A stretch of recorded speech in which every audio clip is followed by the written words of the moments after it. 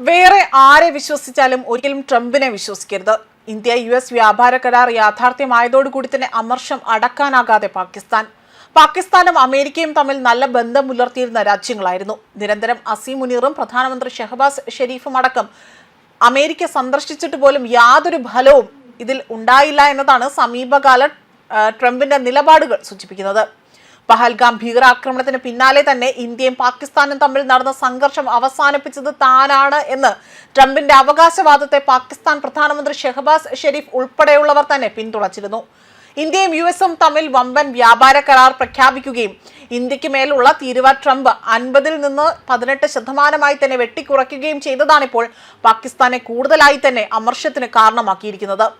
പാകിസ്ഥാൻ US-ന് മുന്നിൽ തുറന്നു കൊടുക്കുമെന്ന് ഇത്തരത്തിൽ പാകിസ്ഥാൻ US-ന് മുന്നിൽ തുറന്നു കൊടുക്കുമെന്ന വാഗ്ദാനം ചെയ്ത അപൂർവ ധാതു ശേഖരം പോലും അവിടെ സുരക്ഷാ പ്രശ്നങ്ങൾ നിലനിൽക്കുന്ന ബലൂചിസ്ഥാൻ മേഖലയിൽ ഉണ്ട് എന്നത് വ്യക്തമായൊരു സൂചന പുറത്തു വന്നിരുന്നു. ഈ മേഖലയിൽ നിന്ന് US റെയർ എർത്ത് ലഭ്യമാക്കണമെന്ന് ഉറപ്പാക്കാൻ പാകിസ്ഥാന് കഴിഞ്ഞെങ്കിൽ പോലും അത് ട്രംപ് ഭരണകൂടത്തെ വലിയ രീതിയിൽ അലോസരപ്പെടുത്തുകയും ചെയ്തിരുന്നു. ഫലത്തിൽ പാകിസ്ഥാന് മേലുള്ള വിശ്വാസം ട്രംപിന് നഷ്ടപ്പെട്ടു എന്നതും അത് കൂടുതൽ തിരിച്ചടിയാകുമെന്നതാണ് ഇപ്പോൾ ഇവിടെ ചിലർ വ്യക്തമാക്കിയിരിക്കുന്നത്, അല്ലെങ്കിൽ ചില മുന്നറിയിപ്പ് പുറത്തു വന്നിരിക്കുന്നത്. ട്രംപിന്റെ അനുകമ്പ പിടിച്ചുപറ്റാൻ പാകിസ്ഥാൻ മുന്നോട്ട് വെച്ച പല വാഗ്ദാനങ്ങളും ഫലത്തിൽ പൊള്ളയായി തന്നെ മാറുമെന്നത് രാജ്യത്തെ കൂടുതൽ പ്രതിസന്ധിയിലേക്ക് നയിക്കുമെന്നതാണ് ചില നിരീക്ഷകർ ചൂണ്ടിക്കാട്ടുന്നത്. അതേസമയം പാകിസ്ഥാൻ സംയുക്ത സേനാ മേധാവി അസീം മുനീർ ആകട്ടെ പല തവണ US-ലെത്തി ട്രംപുമായി കൂടിക്കാഴ്ച നടത്തുകയും അവിടെയുള്ള അപൂർവ ധാതുക്കൾ ഉൾപ്പെടെയുള്ളവ കച്ചവട ഉടമ്പടികൾ അത്തരത്തിലുള്ള നീക്കങ്ങൾ നടത്തുകയും ചെയ്തിരുന്നു.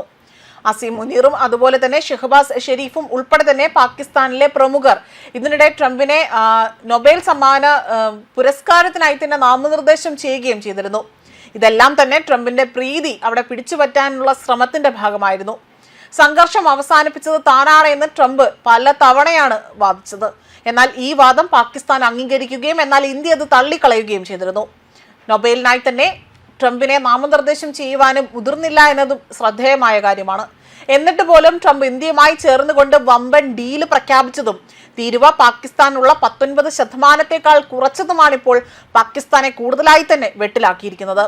പാക് ഭരണകൂടത്തിനെതിരെ പ്രതിഷേധവും മാധ്യമങ്ങളും സമൂഹ മാധ്യമങ്ങളും ഒരുമിച്ച് രംഗത്തെത്തുകയും ചെയ്തിരുന്നു.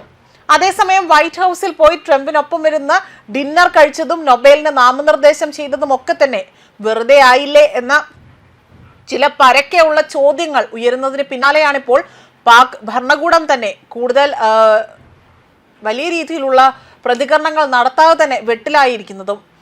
ട്രംപിനെ വിശ്വസിക്കാൻ കൊള്ളില്ല എന്ന് പറഞ്ഞ നജാം സേദി ആകട്ടെ ട്രംപ് മുന്നോട്ട് വയ്ക്കുന്ന പല നിർദ്ദേശങ്ങളും പാലിക്കാൻ പാകിസ്ഥാൻ പ്രയാസപ്പെടുന്നുവെന്നും അതൊന്നും പാലിച്ചില്ല എങ്കിൽ ട്രംപ് വല്ലാതെ തന്നെ ബുദ്ധിമുട്ട് അതിലേക്ക് അകപ്പെടുമെന്നാണ് ഇവിടെ വ്യക്തമാക്കിയിരിക്കുന്നത്. അങ്ങനെ ഒരു ഭാവിയാണ് ഉടൻ പാകിസ്ഥാൻ നേരിടാൻ പോകുന്നതെന്നും ഇക്കാര്യം താൻ തുടക്കം മുതലേ തന്നെ പറഞ്ഞതാണ് എന്നതാണ് ഇപ്പോൾ ഒരു അഭിമുഖത്തിലൂടെ തന്നെ ഈ പാക് വക്താവായ നജാം സേദി വ്യക്തമാക്കിയിരിക്കുന്നത്. ന്യൂസ് ഡെസ്ക് കർമ്മ ന്യൂസ്.